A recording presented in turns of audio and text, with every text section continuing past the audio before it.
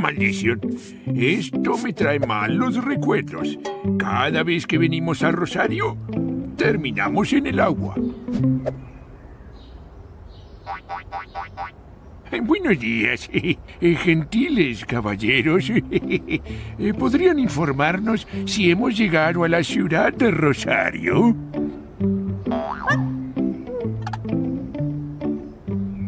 Mi fiel sabueso y yo hemos venido con una importante misión.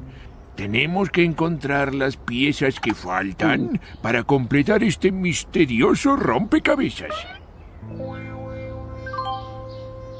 Querido inspector, tanto tiempo sin vernos. Veo que no puede estar mucho tiempo sin recurrir a mis conocimientos. Oh, creo que reconozco esa voz. Pero, ¿qué es este cachivache electrónico?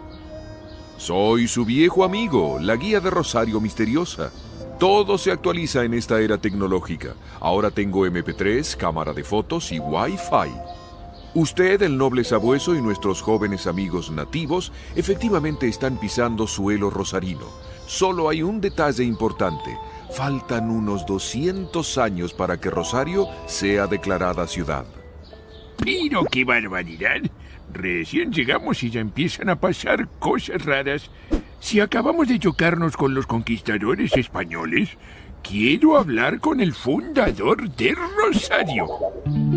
Querido inspector, lamento informarle que los conquistadores españoles fundaron entre mediados de 1500 y fines de 1600 ciudades como Santa Fe, Córdoba y Buenos Aires. Juan de Garay marchó por tierra desde Santa Fe hasta Buenos Aires. Iba a refundarla porque había sido abandonada por su fundador original, Pedro de Mendoza. Debido a los ataques de los habitantes originarios de estos territorios, pasó por estas tierras, pero no se le ocurrió fundar Rosario.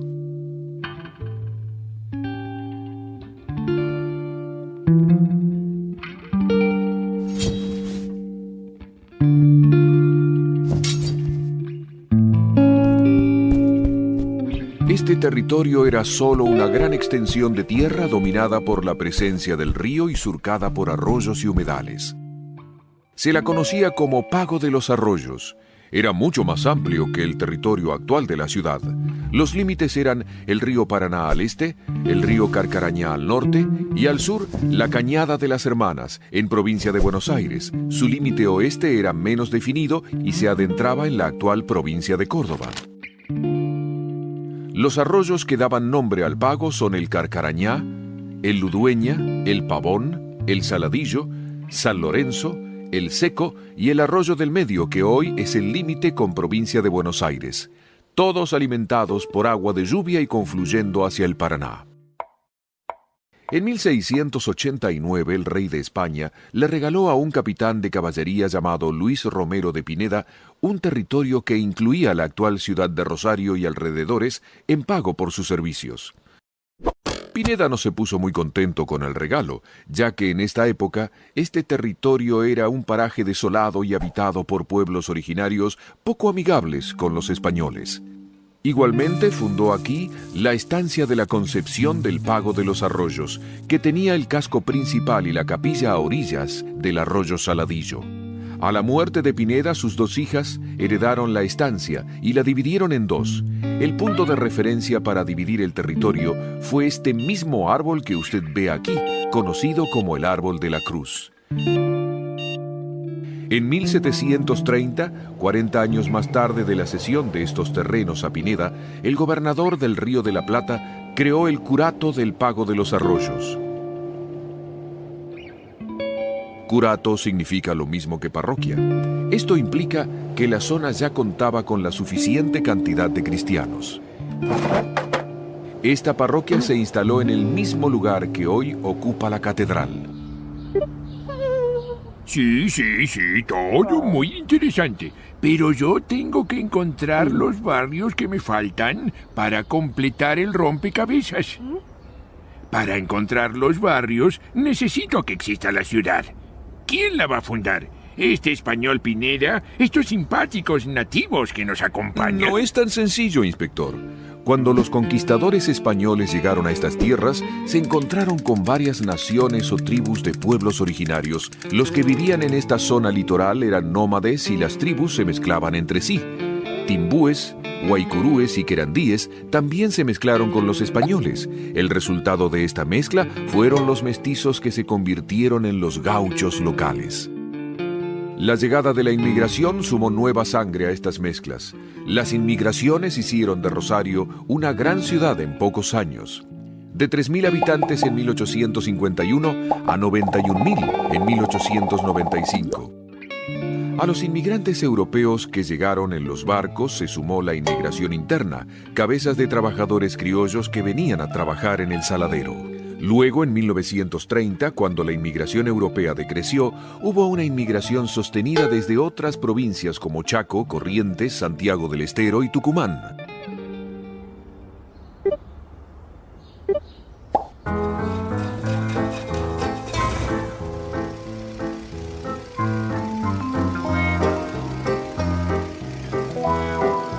Mirá, sabueso, la ciudad de Rosario se va dibujando a medida que se suman pobladores.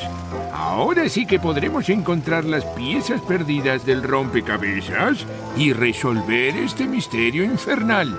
Muy buena observación, inspector Bigotudo. Pero en este momento Rosario todavía es muy joven. Todo lo que vemos ahora es solo una parte del centro. Faltan algunos años para que aparezcan los barrios. Rosario nació a la orilla del río. Lo primero importante fue la capilla y luego el puerto. Alrededor del puerto y la capilla se formaron durante el siglo XIX las primeras 20 manzanas de la ciudad, todas entre Córdoba, Ceballos, Corrientes y el río. Luego, la ciudad se expandió rápidamente siguiendo la costa hacia el arroyo Saladillo al sur y el arroyo Ludueña al norte. El primer jefe político de Rosario, que se llamaba Estanislao Ceballos, le puso nombre a las primeras 20 calles de la ciudad. Desde el río hacia el oeste eran San Nicolás, Saladillo, Mensajerías, Buenos Aires, Comercio, Aduana, Puerto y Libertad. Las calles del norte a sur conservan sus nombres: San Lorenzo, Santa Fe, Córdoba, Rioja, San Luis, San Juan y Mendoza. El nombre de calle Córdoba es la derivación del original Camino a Córdoba, un camino que salía perpendicular al río hacia el noroeste. Más o menos en la intersección de Córdoba con San Martín, los carruajes y carretas encontraban una curva para bajar hacia el río que fue demarcando la actual bajada Sargento Cabral. Al final del camino a Córdoba, Santiago de Montenegro, original propietario de estos terrenos, donó a la municipalidad un terreno para la plaza pública, actual Plaza 25 de Mayo. La siguiente calle que se definió fue San Martín, era la ruta que salía hacia Buenos Aires.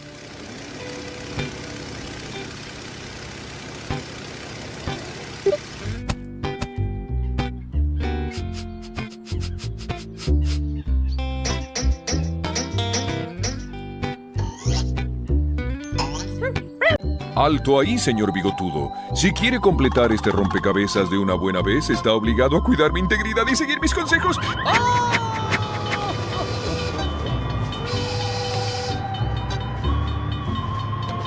Pero qué inspector más desagradecido. Debería saber que sin mi mapa de vías de Rosario, su búsqueda será un fracaso. Haberlo dicho antes. A ver ese mapa. Para 1900, Rosario estaba cortada en casilleros por vías férreas que la atravesaban. La ciudad era punto de confluencia de una gran red de vías y dentro de Rosario había 9 estaciones. Más de 100 locomotoras entraban y salían de la ciudad por día. Ahorita esto es pan comido. Los barrios que faltan están unidos por las vías. Sabueso, vayamos a la siguiente estación. Estas vías vienen desde el norte y van hacia el río. Veamos hacia dónde nos conducen.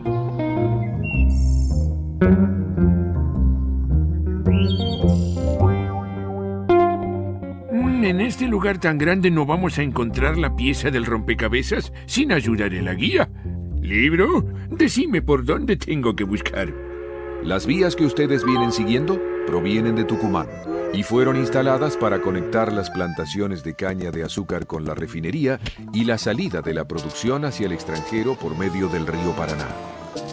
La Refinería Argentina de Azúcar Sociedad Anónima se instaló en 1889 y le dio trabajo a aproximadamente 2.000 trabajadores. Funcionaban las 24 horas y ocupaba a hombres, mujeres y niños. Muchos de ellos inmigrantes que se instalaron en los alrededores de la refinería, generando un barrio obrero de casas humildes y ranchos. El barrio Refinería es uno de los más antiguos de Rosario y alberga también a los trabajadores de los talleres del Ferrocarril Central Argentino.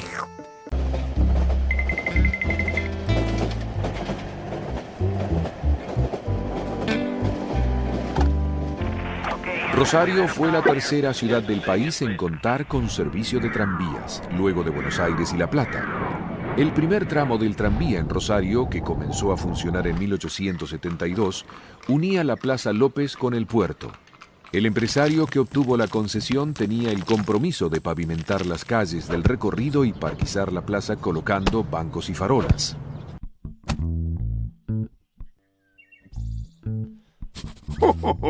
¡Qué hermoso barrio, Sabueso!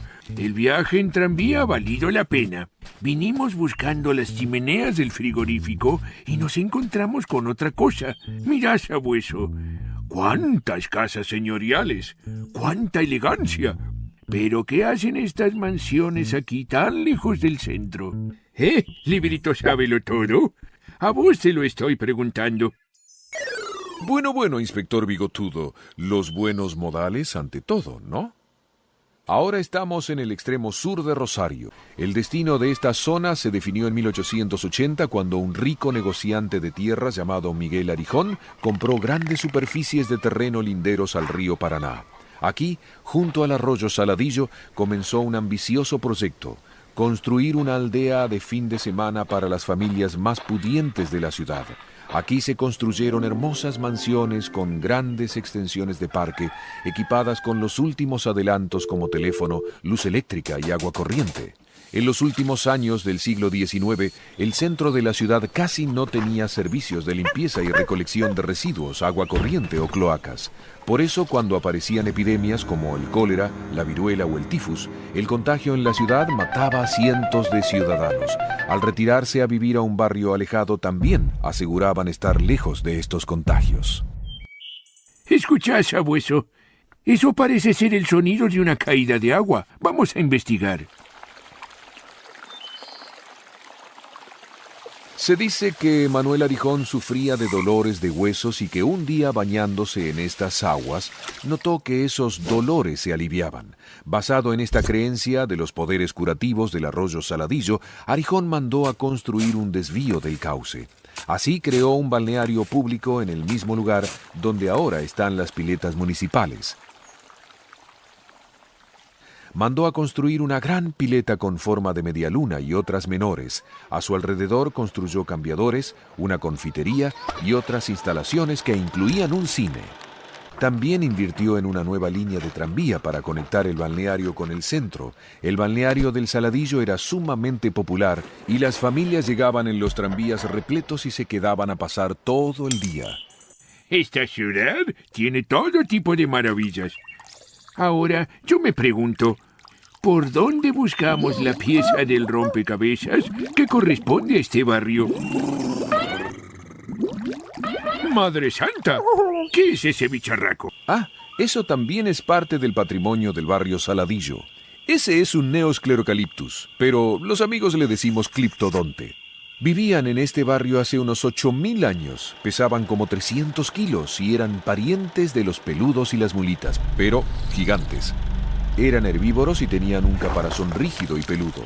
Hace muy poco, alguien que cortaba el pasto en el paraje regional sur encontró unos dientes raros, como de un hipopótamo.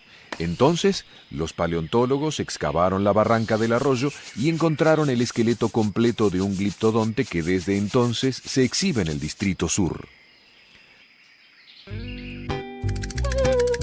Gracias, Noesclerocaliptus.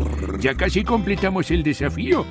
Solo faltan 4 piezas y todavía es el día de mi cumpleaños.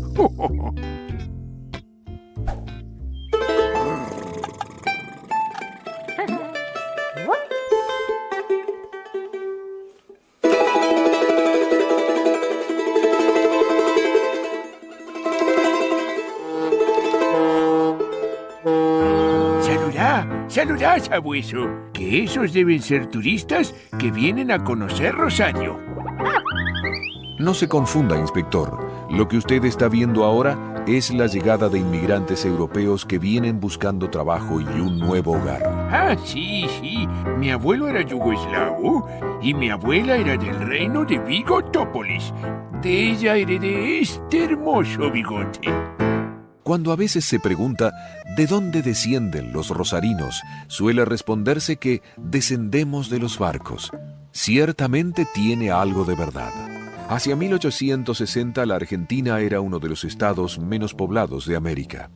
Distintas políticas de inmigración promovidas por el gobierno, por empresas privadas de transporte transoceánico de personas y otras de administración de tierras, incorporaron una enorme proporción de sangre extranjera a nuestra población original de criollos y mestizos. Esto sucedía durante la segunda mitad del siglo XIX y la primera del siglo XX. Los inmigrantes españoles e italianos, en su mayoría analfabetos, hambrientos, viajaban en vapores de tercera clase, sobre la cubierta. Llegaron a Rosario por el río Paraná. Se hospedaban por un tiempo en el asilo de inmigrantes en la calle Urquiza número 22. En ese mismo sitio se construyó posteriormente el primer edificio de la aduana.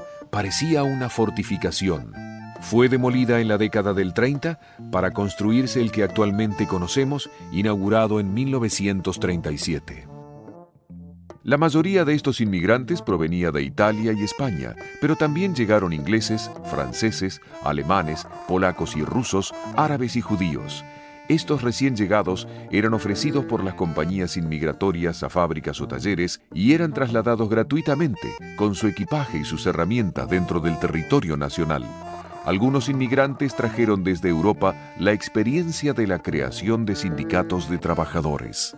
Semejante explosión migratoria iba a dar origen a un nuevo tipo de viviendas colectivas para gentes de bajos recursos, los conventillos. Hacia 1900, 1 de cada 4 rosarinos vivía en un conventillo. El aluvión de inmigrantes y la pobreza hizo que gran parte de la población terminara hacinada en estas viviendas colectivas que básicamente eran viejas casas señoriales abandonadas o nuevas construcciones de madera y chapa destinadas a este fin. Cada cuarto era ocupado por una familia completa, hasta 6 o 7 personas, sumando hasta 300 habitantes por conventillo que compartían los patios, la cocina y los baños.